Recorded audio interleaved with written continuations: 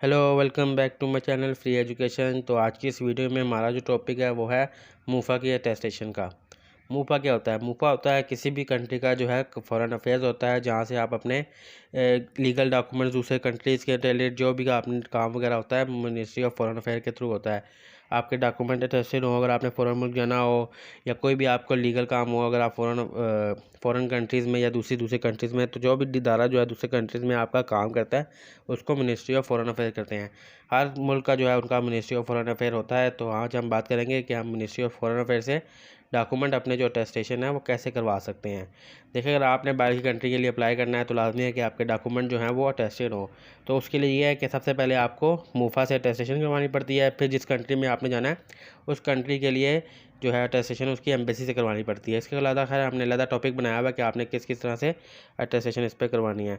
तो आज के जो टॉपिक हम इसमें पढ़ेंगे, हम देखेंगे प्रोसीजर क्या है इसका, कौन कौन से डॉक्यूमेंट्स है वो जो है मुफा टेस्ट कर देता है, ओरिजिनल डॉक्यूमेंट कौन कौन से हमें चाहिए होंगे, फ़ोटोकॉपीज़ कितनी लगेंगी और इसकी टोटल फ़ीस कितनी लगेगी। और सबसे पहले बात कर लें डॉक्यूमेंट कौन कौन से अटैच कर सकता है। मुफा जो है तमाम एजुकेशन डॉक्यूमेंट अटैच कर देता है। अगर आपने कोई डिप्लोमा किया हुआ है, कोई कोर्सेज़ किया हुआ है, तो फॉरेन कंट्रीज़ में आप जॉब के लिए जाना चाह रहे हैं तो वो डिप्लोमा कोर्सेज़ है वो भी टेस्ट करेगा। अगर आप फैमिली के साथ बाहर सफ़र करना चाह रहे हैं तो आपका मैरिज सर्टिफिकेट वो जो है वो भी टेस्टेड होना चाहिए। बर्थ सर्टिफिकेट, डेथ सर्टिफिकेट की तब जरूरत पड़ती है जब का आपका कोई अल्लाह ना करे फ़ॉरेन में कोई डेथ हो जाए तो उनको वापस लाना हो, तो उसके लिए डेथ सर्टिफिकेट वगैरह भी सारा कुछ जो है वो ज़रूरत पड़ जाती है। पुलिस करेक्टर सर्टिफिकेट आप टेस्ट करवा सकते हैं। मेडिकल सर्टिफिकेट, आप जॉब के लिए अप्लाई करें तो आपका मेडिकल सर्टिफिकेट बनेगा, वो भी आधी बात है टेस्टेड करवाना होता है। पासपोर्ट की कॉपी जो है वो इतना नहीं होती क्योंकि पासपोर्ट जो है वो मिनिस्ट्री ऐसे इशू करती है, लेकिन वो भी अगर आपने टेस्टेड करवाना चाहें तो वो भी जो है वो टेस्टेड कर सकते हैं। ये डॉक्यूमेंट की लिस्ट है, जो जो डॉक्यूमेंट जो है वो मुफा टेस्ट करता है। इनके आगे जो है कंप्लीट इसकी डिटेल लिखी हुई है। लेकिन ये है कि आप अपने डॉक्यूमेंट जो है सबसे पहले आपने अपने मुतल्लिका अदारों से जो है वो टेस्टेड पहले करवाने पड़ते हैं। जैसे मैट्रिक हो गया वो सेकेंडरी एसएससी से टेस्ट होगा, अगर आपने एफए किया हुआ है तो वो भी इस तरह टेस्ट होगा। ये मैं आगे आपको एक और लिस्ट बताऊँ, ये लिस्ट है, इसके बैक पर जो है तमाम इन्फॉर्मेशन वगैरह लिखी हुई है कि कौन कौन से डॉक्यूमेंट जो है आपने किस जगह से करवाने हैं। वो ये बताता ग्रेजुएशन की जो है वो HEC टेस्ट करके देगा। इसी तरह हर इदारे के जो डॉक्यूमेंट है पहले उस इदारे से, अगर आपने डिप्लोमा जिस इंस्टीट्यूट से किया है वो आप इंस्टीट्यूट से जो है टेस्टेड होगा, या फिर आप IBCC से भी टेस्ट करवा सकते हैं। कुछ कोर्सेज जो हैं वो IBCC भी डिप्लोमा जो है अटैच करके दे देता है। तो ये डॉक्यूमेंट की लिस्ट है, जो डॉक्यूमेंट जो है आप मुफ्त से टेस्ट करवा सकते हैं, और उनकी क्राइटेरिया ये है कि वो पहले इन इदारों से जो है टेस्टेड होने चाहिए। तो नेक्स्ट आगे बढ़ें तो ओरिजिनल डॉक्यूमेंट ये है कि जो जो से आपने ओरिजिनल डॉक्यूमेंट जो है टेस्ट करवाने हैं वो ओरिजिनल डॉक्यूमेंट आपके पास होने चाहिए, प्लस आपके पास अपना ओरिजिनल CNIC और एक कॉपी आपकी CNIC की चाहिए।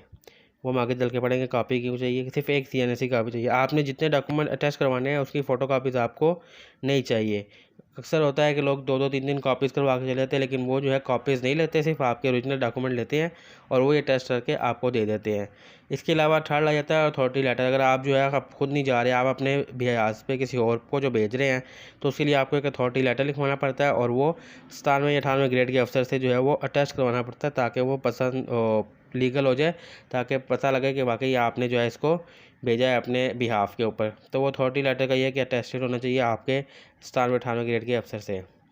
फ़ोटो कापी से ज़्यादा मैंने बात की, सिर्फ एक CNIC की कापी आपकी चाहिए। अगर आप खुद जा रहे हैं ओरिजिनल, वो आपका ID कार्ड दिखेंगे और एक CNIC कापी आपको लेके जानी पड़ेगी।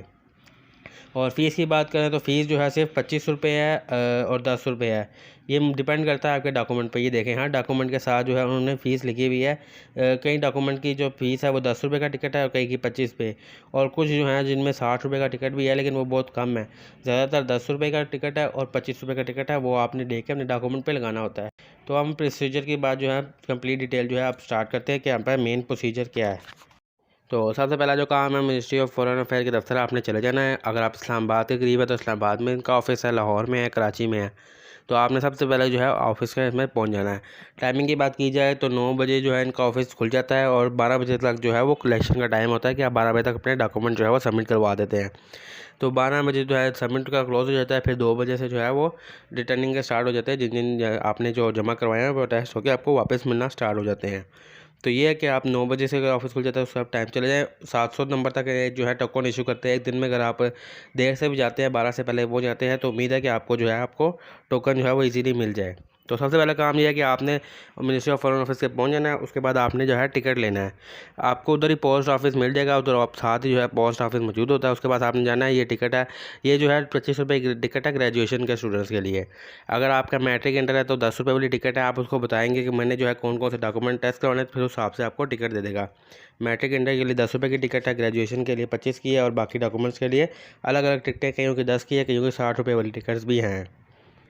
तो वो टिकट आपने ले लेनी है। उसके बाद जो है अगर आपके एजुकेशन डॉक्यूमेंट है तो उसकी बैक साइड पे आपने टिकट को पेस्ट करना है। अगर आपके कोई और डॉक्यूमेंट्स हैं तो उनकी फ्रंट साइड पर जो है, मिसाल के तौर पर अगर करेक्टर सर्टिफिकेट है, मैरिज सर्टिफिकेट है, तो उनकी फ्रंट साइड पर जो है अटेस्टेड की स्टैंप लगेगी, बाकी डॉक्यूमेंट्स की बैक साइड पर। तो फिर जब आपने जैसे ही ये पेस्ट कर ली, उसके बाद आपने अपने ऑफिस के अंदर लेना है और उनको जा कहना है कि मुझे जो है अटेस्टेशन का फॉर्म दे दें। तो आपको ये फॉर्म जो है वो दे देंगे। इसके ऊपर आपने इसको फिल कर लेना है। सबसे पहले आपने इसके ऊपर अपना नाम लिख लेना है, फिर आपने अपना आईडी कार्ड नंबर लिखना है, उसके बाद आपने कॉन्टैक्ट नंबर लिखना है, और फिर चौथा नंबर है कि आपने तस्दीक करनी है कि आप खुद हैं या आपने किसी के अपने रिलेटिव को भेजा है। तो अगर रिलेटिव को भेजा है तो उनका जो है टिक करना है। अगर आप खुद बैठे हुए हैं तो आपने खुद अपना इन पर्सन जो है वो टिक कर लेना है। फिर नीचे इनके डॉक्यूमेंट की लिस्ट आ जाती है, कौन कौन से डॉक्यूमेंट अटैच करवा सकते हैं। तो आपने कौन कौन से करवाना है उसकी तादाद आप यहाँ पे लिखें। तो जितने भी आपके डॉक्यूमेंट है, मैंने यहाँ पे से ग्रेजुएशन की एक करवाने का है ताकि मुझे जो है आइडिया हो जाए, इन्फॉर्मेशन मुझे सारी करेक्ट मिल जाए। तो मैंने ग्रेजुएशन के जो है सिंपली एक लिखा है और नीचे कुल तादाद में भी एक लिखा है। आपके जितने डॉक्यूमेंट है उसके आगे आपने तादाद लिखनी है। अब ग्रेजुएशन की जो होती है ना, सेमेस्टर वाइज होती है, तो कईयों के जो है 4-4 8-8 सेमेस्टर होते हैं, तो उन्होंने हिसाब करवाने हो तो वो तादाद जो है उस हिसाब से एंटर करेगा। अगर मैट्रिक की करानी है, मैट्रिक के साथ आपने मैट्रिक की मार्कशीट भी करवानी है, फिर तादाद 2 लिखे। इस तरह जो है आपने ये सारी तादाद लिख लेनी है, फिर आपने नीचे स्टैम्प कर लेनी है। और इसके बैक साइड के ऊपर जो है ये सारी इन्फॉर्मेशन लिखी होती है कि आपने जो है वो जो मैंने आपको पहले भी दिखाई कौन कौन से डॉक्यूमेंट है, पहले आपने कहाँ कहाँ से अटैच करवाने हैं। ये टेस्ट करवाने के बाद आपने उसे सारी इन्फॉर्मेशन जो है काउंटर पर दिखानी है। फिर वो आपको एक टोकन नंबर जो है वो इशू कर देगा। ये टोकन नंबर जो है ये इनको आपको मिल जाएगा। सामने जो है टोकन चारे होते हैं, तकरीबन 7 से 8 जो है वो उनकी विंडोज़ होती हैं, उनमें जो है ये सारे टोकन चारे होते हैं। ये इस्लामाबाद के ऑफिस की जो है मैं बता रहा हूँ, बाकी लाहौर कराची का मुझे मालूम नहीं है, लेकिन ये 7-8 काउंटर जो है वो चारे होते हैं। तो बहुत जल्दी जो है वो आपका नंबर आ जाता है। मैं तकरीबन 10:30 के करीब गया था, मुझे 511 नंबर मिला। उसके बाद क्या था कि 12 बजे तक टाइमिंग होती है, और ये जो है तकरीबन 700-800 टिकट जो है वो डेली के इशू करते हैं। तो आपने ये सारे डॉक्यूमेंट जो है उनको सबमिट करवाने हैं। जब आपकी बारी आए फिर आपने जो है बैठ जाना है। थोड़ी 2 घंटे का वेट उन करते हैं। अगर 12 बजे भी करूँ, 12 से लेकर 2 बजे तक इनका वेट होता है। उसके बाद जो है ये डॉक्यूमेंट रिटर्न करना स्टार्ट कर देते हैं।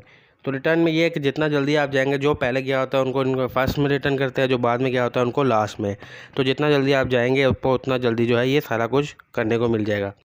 तो ये थी कंप्लीट इन्फॉर्मेशन डॉक्यूमेंट का, मैंने आपको बता दिया। ओरिजिनल बस आपने उनको डॉक्यूमेंट देने हैं, वो ओरिजिनल डॉक्यूमेंट आपके लेंगे और उसके साथ जो है एक आईडी कार्ड की कॉपी लेंगे अगर आप खुद होंगे। नहीं तो बाकी जो आपको बताया कि अगर आप किसी रिलेटिव को भेजते हैं तो डॉक्यूमेंट के साथ आपको अथॉरिटी लेटर बस एक दिखाना होता है, वो रखते हैं। तो बस आपने डॉक्यूमेंट लेना है। तो फ़ीस भी मैंने आपको बता दी। सिर्फ ये जो है इसकी फ़ीस जो है सिर्फ ये स्टैम्प की है। अगर आपकी 10 रुपये की स्टैम्प लगती है, जितने डॉक्यूमेंट है तो उस हिसाब से आपके पास सिर्फ फ़ीस का है। बाकी इसकी कोई एक्स्ट्रा फ़ीस नहीं है। आपने आगे जो है किसी से भी हमने देखा काफ़ी फ़ीस जो है ले रहे होते हैं मुफ्त की, कोई एक्स्ट्रा फ़ीस नहीं है। सिर्फ ये स्टैम्प की फ़ीस है जो कि बस लगती है। इसके अलावा कोई भी आपने 1 रुपये की जो है कोई उधर से कोई चीज़ वगैरह नहीं लेनी, ना वो उधर से कोई मिलती है। तो ये थी आज की वीडियो। हमने बताया कि आप मुफा से जो है कंप्लीट अटेस्टेशन अपनी कैसे करवा सकते हैं, आप खुद जाके किस तरह से। तो उम्मीद करता हूँ आपको उसका समझ आ गया होगा। फिर भी आपकी कोई कन्फ्यूजन है तो मुझे कमेंट सेक्शन में बता दीजिएगा। मैं कोशिश करूँगा जितना जल्दी हो सके आपको उसका रिप्लाई करके आपके मसले को हल कर दूँ। तो ये थी आज की वीडियो। उम्मीद करता हूँ आपको पसंद आई होगी। पसंद आई तो चैनल को लाइक कर दीजिएगा, बेल के आइकन को प्रेस कर लीजिएगा। तो मैं मिलता हूँ किसी नई वीडियो में किसी नए पार्ट के साथ। तो तब तक अपना ख्याल रखिएगा। अल्लाह हाफ़िज़।